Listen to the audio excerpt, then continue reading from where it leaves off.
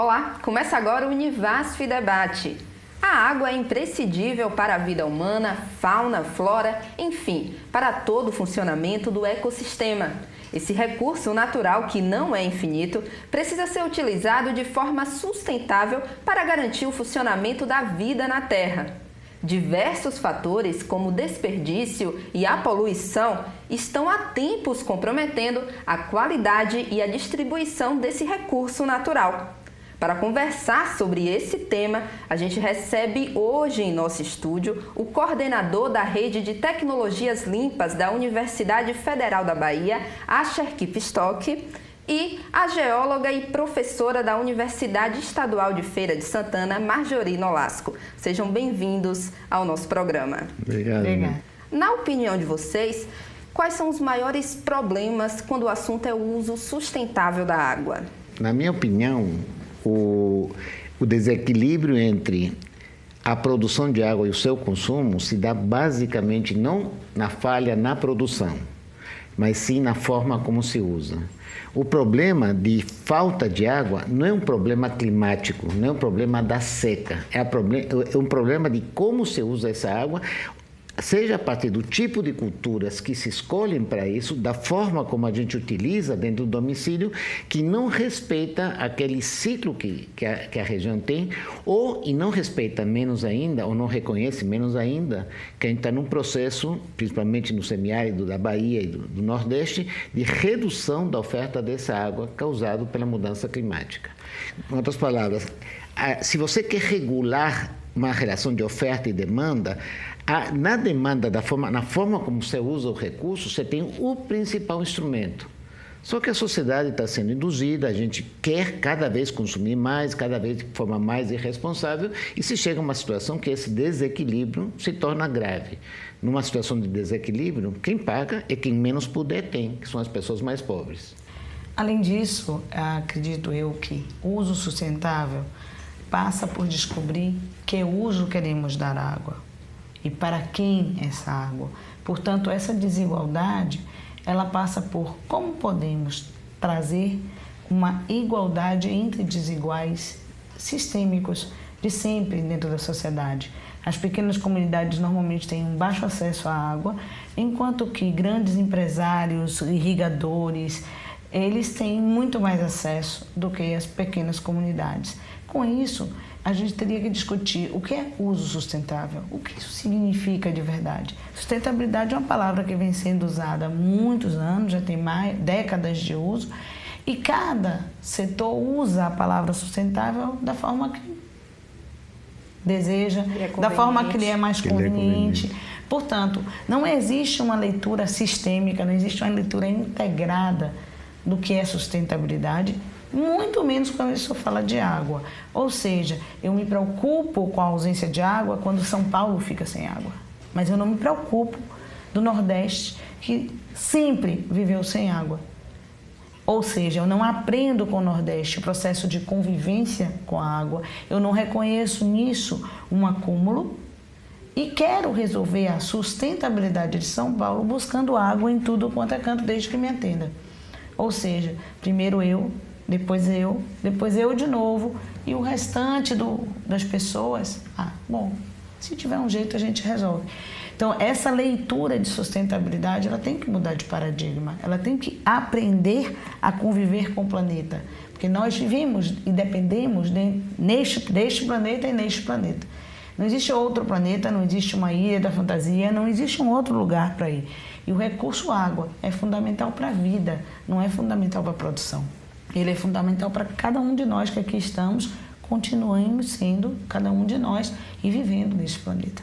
Em relação à desigualdade, né? A desigualdade que reflete também nessa desigualdade de acesso à água e também da qualidade da água. Em relação à distribuição, como é essa distribuição aqui no Brasil? Porque já que tem água, por que a gente sente essa falta d'água? Porque alguns sentem mais que os outros. Para onde vai a água? Olha, deixa eu te dizer uma coisa. Eu acho que a gente tem um problema muito grande de desconhecer as especificidades de um país que é continental. Começa aí. Então, nós temos água em alguns locais e nós temos pouca água em outros locais. Não significa que não seja suportável e que não haja convivência possível. Está aí a ASA 1 milhão de cisternas, como o caso da nossa região, a mostrar que existem formas de convivência. Mas antes do ASA 1 milhão de cisternas, a gente tem diversas técnicas da região semiárida toda, como a técnica de fazer, de encher pequenas declividades com pedras, para que ela possa reduzir o grau de evaporação e com isso demorar um pouco mais a água, e outras tantas, tá? Que são usadas pelos nossos pares, né? pelos nordestinos, pelos catingueiros, como eu os chamo e me chamo também, de uma forma muito carinhosa, que sabem como conviver e que precisam de muito pouco para não se tornarem massas humanas se deslocando para o sul-sudeste do Brasil, tá? Então eu acho que essa é uma coisa que a gente precisa aprender e ensinar, o como conviver com a água, porque não existe também nenhum local que você possa dizer que tem água em abundância, tá? Você pode me dizer assim, que é isso? A Amazônia tem um rio maravilhoso, uma floresta maravilhosa. Sim, mas se eu não souber lidar com isso, eu não vou ter acesso a essa água da forma adequada. E discordo profundamente da transposição do Tapajós já aprovado. Isso, para mim, é uma loucura.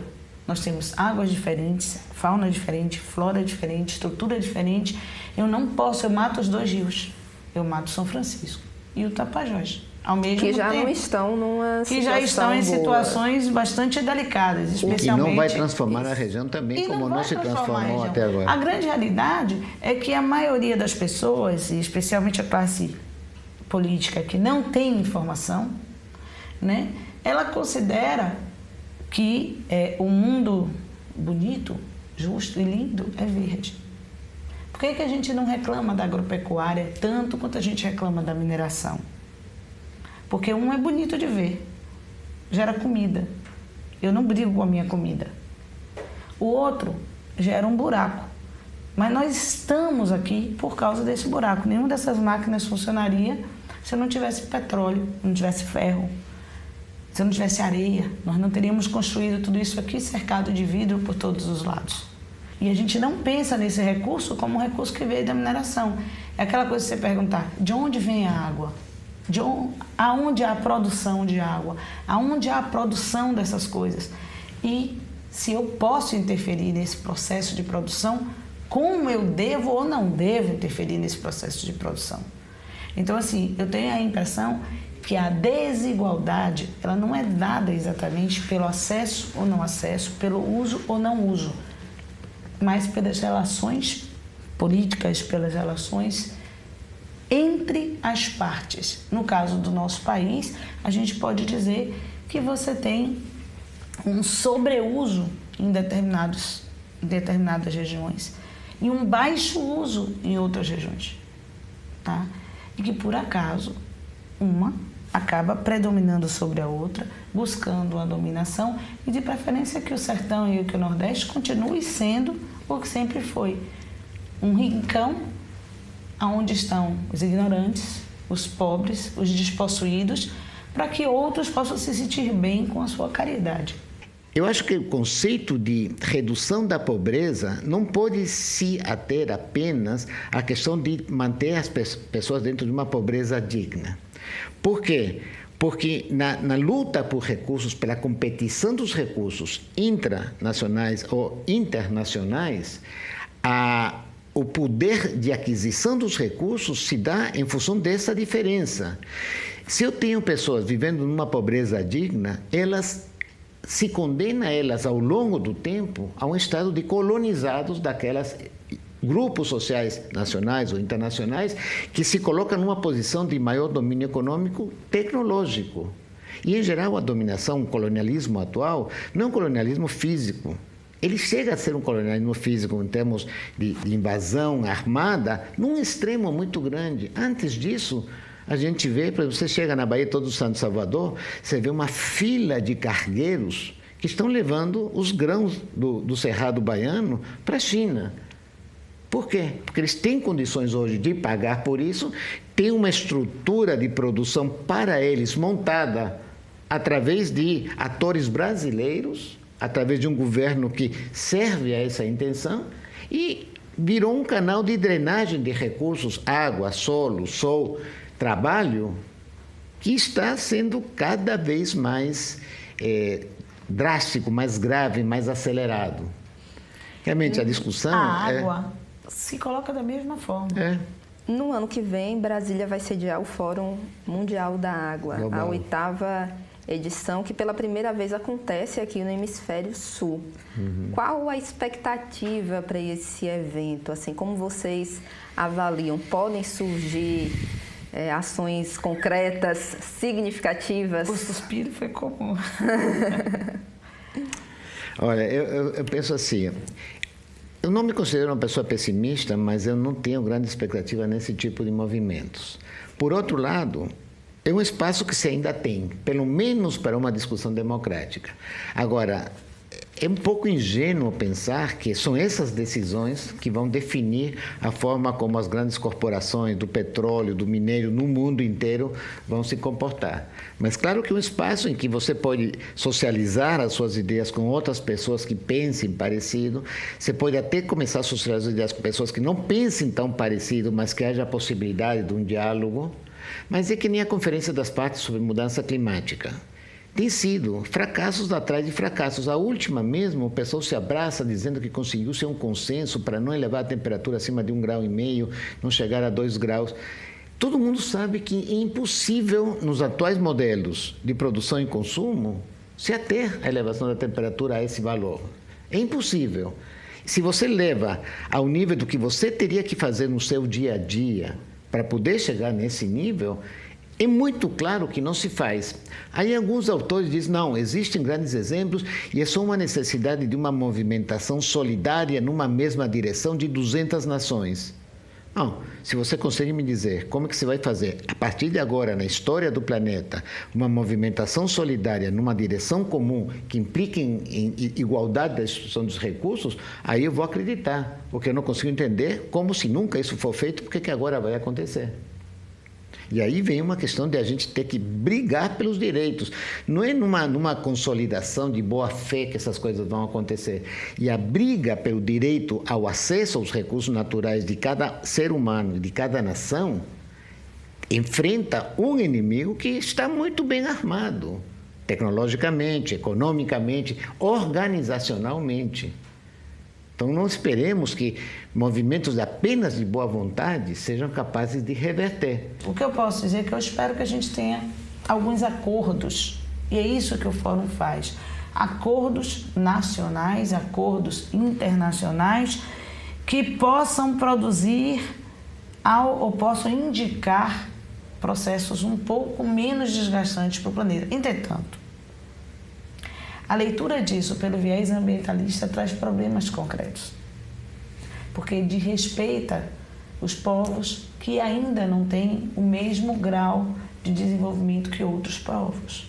Se eu pego o povo europeu, se eu pego o povo estadunidense, eles têm um grau de acesso e de processos muito mais avançado que o povo brasileiro, América Latina inteira e Caribe.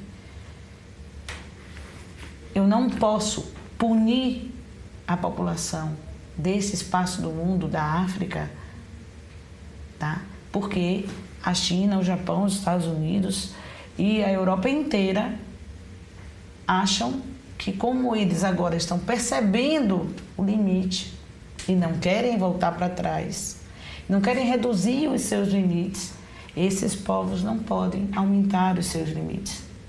Então, aqui nós temos uma coisa que vai dizer respeito à organização social e não aos governantes que participam do fórum oficial. Nós estamos falando de empoderamento da população e da disputa que cada um terá que fazer pelos seus direitos. Mas não é a minha disputa com você ou com ele, é a nossa disputa pelo direito de um país soberano e por usar os recursos que o mundo inteiro quer. A importância do Brasil neste jogo, e por que é no Brasil agora? Porque Porque ele detém 12% da água doce do mundo. E talvez a parcela de água doce menos comprometida, se eu não considerar o gelo, lógico, né, a menos comprometida delas.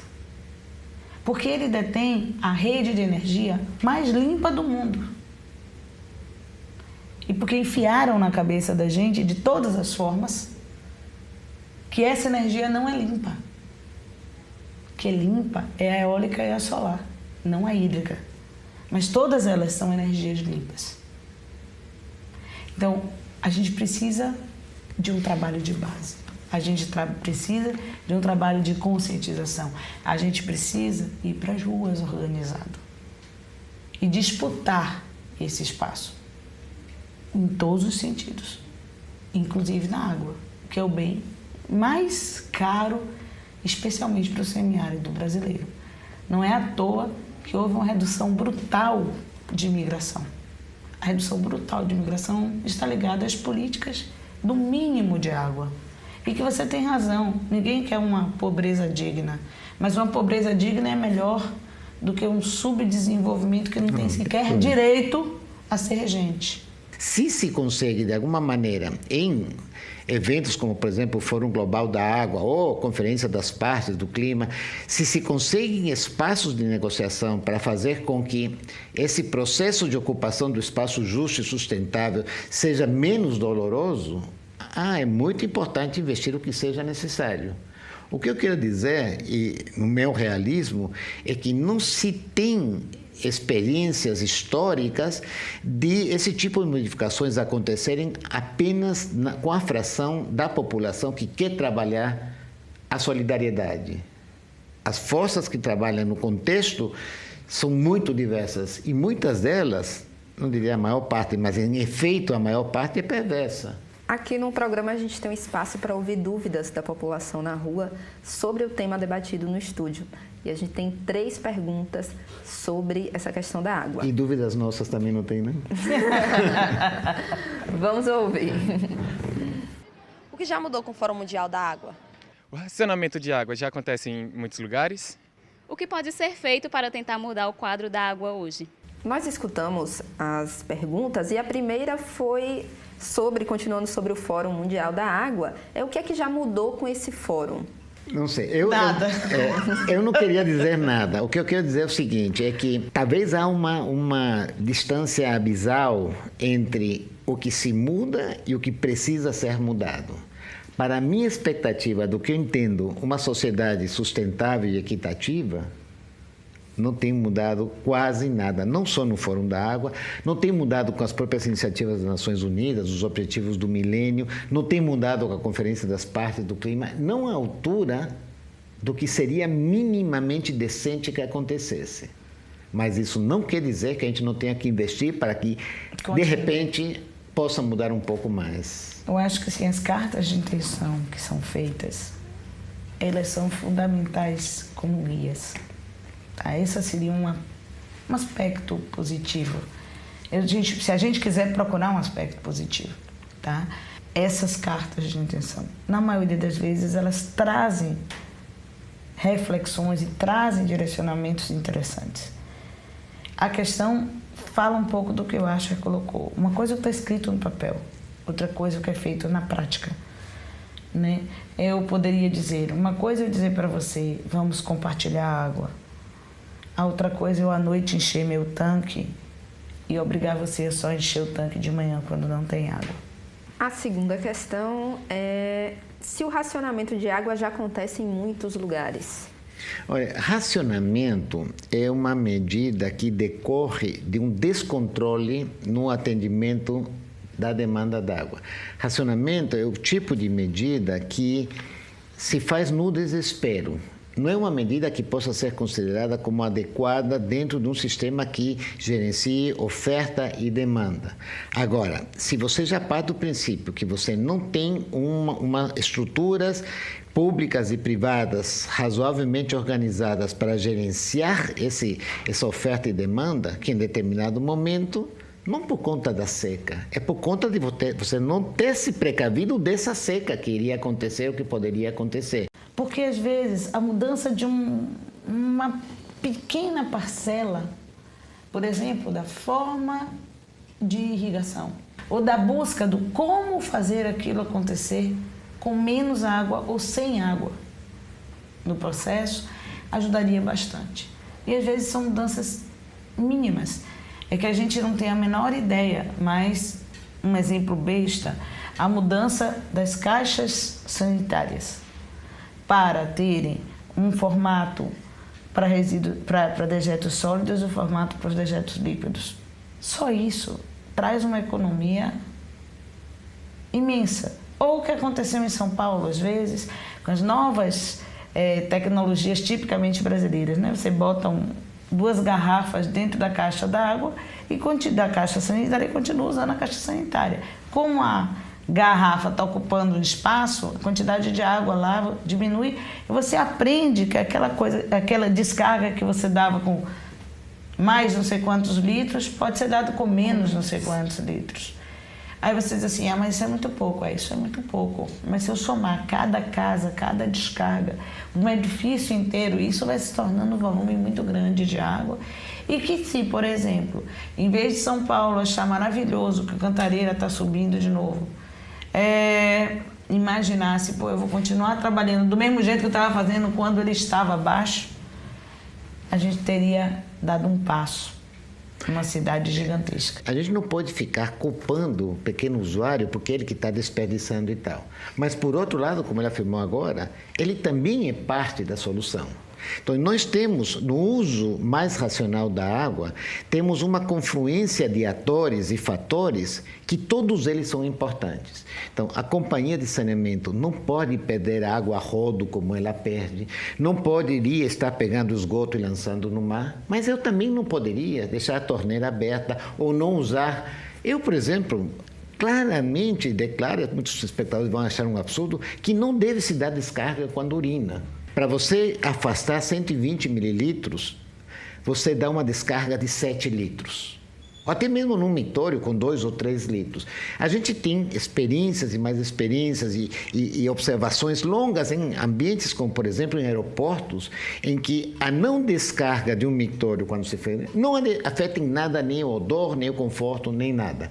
Mas, de repente, vem normas que te dizem, olha, o mictório tem que dar 3 litros de água doce, tratada, transportada, distribuída para afastar 120 mililitros de urina, que sequer importância patogênica tem.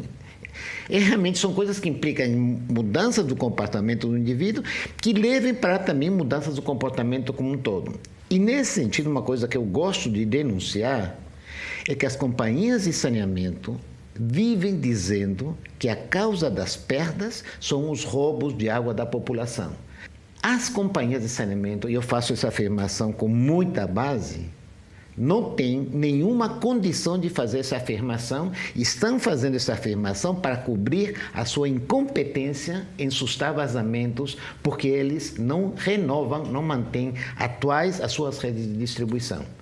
Diria pior, que não mantém a quantidade de profissionais que deveria ser mantido para ter o controle real dessas redes. Em relação à sua complementação, porque são vários atores responsáveis, né? O problema é porque a culpa cai sempre no consumidor individual. Exatamente. Até as campanhas e como é pautado esse tema da água é muito o consumo do indivíduo, o consumo familiar, o consumo da casa, como se eu mudar o meu comportamento, eu vou resolver o problema. Você resolve o problema do mundo. Isso não é verdade. Não, isso é parcialmente verdade. Parcialmente, é uma parte, porque na verdade... Uma meia-verdade é uma mentira, quer dizer, pode ser. A terceira pergunta, eu acho que é isso que a gente já vem discutindo o programa todo, que é o que poderia ser feito para mudar essa situação da água. Olha, os religiosos têm uma resposta, eu tenho uma bem diferente. Eu diria o seguinte, né? Organizemo-nos para tomar a responsabilidade em nossas mãos, da melhor forma possível, mas sem a espera de que o governo, a corporação, o outro o faça. Nós precisamos fazer, precisamos convencer de um a um, dentro de uma rede se possível, de solidariedade mesmo. Uma solidariedade que diz muito do Nordeste. Toma nas mãos a possibilidade de mudar o paradigma e tornar desenvolvimento algo que diga respeito ao bem-estar de todos e diga respeito à convivência com o planeta, ou nos entregamos nas mãos daqueles que não vão se preocupar com aquilo e não vamos ter solução. Acho que o Maria está dizendo, nas minhas palavras, seria: temos que tomar a rédea do nosso destino. Eu repito muito, estamos aqui numa TV universitária, o que faz a qualidade de uma universidade não é seu quadro docente, é o nível de exigência dos seus estudantes. Assumam a liderança do que vocês querem que seja, no sentido de uma instituição que forme pessoas e forme uma sociedade, e não no sentido de você passar na sua disciplina, naquele semestre, seja de que forma seja. Para terminar, eu tenho mais 2 perguntas em relação aqui ao Rio São Francisco, né? A situação do rio, que a gente sabe que o volume está bastante baixo, em Sobradinho mesmo está menos de 5%. É recorde atrás de recorde. Sim, e por que disso, né? Por que está levando o nosso rio a essa situação? E a outra seria sobre a relação com os poços, né? Que também é muito frequente aqui na nossa região, né? Como vocês veem isso? Uma questão de ética profissional, se vamos falar de hidrogeologia, a geóloga tem uma prioridade. Bom, primeiro, eu acho que a gente precisa entender que o rio é um conjunto. Quando você fala nosso rio aqui, tão pertinho, a gente vê o rio aqui, a gente se adona do rio aqui, né? Mas esse rio vem das terras mineiras. E lá nas terras mineiras ele já está sendo profundamente impactado. Aí você diz assim, mas como? Como? Não existe um rio São Francisco, existe uma bacia hidrográfica que se consolida num grande rio principal que chama São Francisco. Mas se cada pedacinho dessa bacia hidrográfica, se cada ponta dessa bacia hidrográfica for comprometida, invariavelmente o grande rio será comprometido. Antes do Sobradinho, antes de Juazeiro, antes de Petrolina, o Rio São Francisco está profundamente comprometido. Antes a montante. Né? Grande parte dele, nas regiões de nascente, deixou de ser rio permanente para se tornar rio temporário ou não existir mais. Com isso, eu reduzo fortemente o rio. Se eu somar a quantidade de água que é retirada de São Francisco para irrigação, para os diversos usos até aqui, eu já não tenho mais vazão daqui para baixo suficiente. Portanto, aqui tem uma outra contribuição que se soma àquela anterior. Não adianta que eu não posso usar o que eu não tenho. Essa era uma das grandes discussões da transposição, né? Como usar um volume de água que eu já não detenho mais. E aí, quando você fala dos poços, é importante eu compreender, quando a gente vai para a escola, a gente fala que o planeta tem várias esferas, é composto por várias esferas. E uma delas é a hidrosfera. E aí a gente imagina a hidrosfera e vê a água do mar, a água do rio, e pensa assim, mas tem hidrosfera no deserto? Tem. A água subterrânea é uma água que está guardada nas rochas, está guardada nos poros. Não é um riozinho debaixo da terra. Está mais para uma esponja que se enche de água e guarda essa água que vai vagarosamente caminhando em direção ao rio e aos lagos. Se eu faço poços, uma região de uma bacia hidrográfica, eu estou tirando água do mesmo lugar. Eu posso tirar em superfície ou em subsuperfície. E esse coletivo de retirada é que diz respeito ao volume do rio exposto. Digamos assim, o São Francisco pode deixar de ser, ou pode passar a ser apenas um canal, sem água. Não vai significar que eu não tenho água embaixo da terra, mas vai significar que eu vou ter menos acesso e muito mais dificuldade de usar essa água. Então eu tenho aí um complexo que não adianta a gente dizer quando chega a seca muito braba, vamos abrir um poço. Não é que não adiante, momentaneamente aquilo vai adiantar. Adiante aquilo vai deixar de ser uma solução, porque eu estou retirando água do mesmo conjunto, do mesmo coletivo. E isso, no semiárido, é muito grave. Se você procurar, na maioria dos estados, eu não tenho um banco de dados que controle a quantidade de água que foi disponibilizada em poços. Eu não tenho nem todos os poços registrados e localizados. Porque fazer um poço é daqui para ali. Né? O cara vem, faz o poço, vai embora e você acha que você não deve nada ao Estado porque você está na sua área pegando água do seu poço que você mandou fazer. Só que aquela água pertence a todos.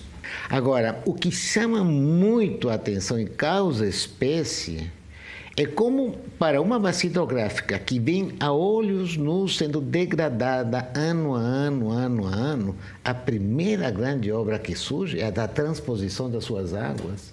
É a questão de justiça, porque o pessoal do Ceará não tem... Se cria uma espécie de competição entre pessoas que foram degradadas em cima das suas condições de vida, que é completamente absurda. E toda a população miserável do entorno imediato do rio já está atendida.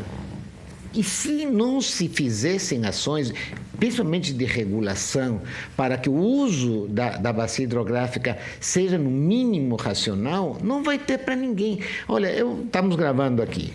Eu aposto que nunca vai funcionar a transposição do São Francisco. O grande motivo dessa obra é o interesse das empreiteiras em grandes obras. Não há nenhuma interpretação que me caiba na cabeça dizendo que é para o bem da população. E aí, veja, eu estou negando afirmações de todo o espectro político desse país. E venho dizendo isso desde o início. A transposição da água daqui para o sertão do Ceará implica em gastos energéticos que se justificaram no projeto da transposição dizendo que, nos momentos de extravasamento das barragens, teríamos excesso de água que poderia ser aproveitado para gerar energia e se tirar uma pequena, porque realmente o que se pretende transpor, para a época que se fez o projeto, é uma vazão muito pequena. Mas, sei lá, já estamos na faixa de 8 bilhões de dólares. 8 bilhões de dólares era uma quantidade que dava para efetivamente se transformar. Você quer aplicar esse dinheiro lá no Crato? Aplica os 8 bilhões no Crato, criando uma economia que não necessariamente implica em tirar água de um outro lugar para outro, criando um polo de desenvolvimento tecnológico, investindo na educação daquela garotada, que tem condições de ser topo tecnológico. Qualquer pessoa tem condições de ser topo tecnológico, desde que se aplique bem o recurso na educação. E você ia ter lá no Crato um polo de riqueza enorme, sem precisar nenhum décimo dessa água. Apesar de ter e de considerar o que você falou correto, inclusive você ter sido contra a transposição de São Francisco, eu reconheço a necessidade de uma justiça social no sentido da distribuição de água. A questão básica é exatamente aquela do início. Quando você disse o que a gente pode fazer com São Francisco? O que a gente pode fazer com São Francisco é tentar reequilibrar o rio. A gente pode fazer isso, desfazendo parte do que foi feito. Isso significa desfazer a transposição? Não, talvez signifique usar menos água na irrigação do polo Juazeiro Petrolina. Talvez signifique a requalificação das nascentes mineiras, no sentido não só do plantio de mata ciliar, que é a coisa que todo mundo fala. Mas, na realidade, eu não posso ter plantio de mata ciliar onde tem rocha e é onde eu destruí o aquífero. Eu posso reconstituir aquíferos para rever produção de água. Então, essas questões talvez devam ser levadas em consideração e talvez sejam elas as que possam garantir a manutenção do espectro que já foi transposto. A gente viu que o assunto tem muita coisa para falar, mas nosso programa está chegando ao fim. Eu agradeço mais uma vez a presença de vocês, Asher, Marjorie. Muito obrigada mesmo pela participação aqui. Nós que agradecemos por essa oportunidade. Muito obrigado, Juliana. Muito obrigado à TV Caatinga. Obrigada, Juliana, pela delicadeza. Obrigada à equipe por nos receber tão bem. Obrigada à Univasf pela oportunidade, pela criação desse espaço. Acho que isso remete, junto, claro, com a UNEB, que é o curso que traz os jornalistas e os comunicólogos para cá. Isso reveste uma importância única e que tem um papel na modificação social dessa região bastante grande, tá? E ao enfrentamento da grande mídia. Então, parabéns a vocês por isso. Muito obrigada pelo convite. Obrigada. Obrigada também a você que nos acompanhou em mais uma edição do Univasf Debate. Se você quiser sugerir algum tema para ser debatido aqui em nosso estúdio, é só enviar um e-mail para contato.rtvcatinga@univasf.edu.br. Um grande abraço e até o próximo programa.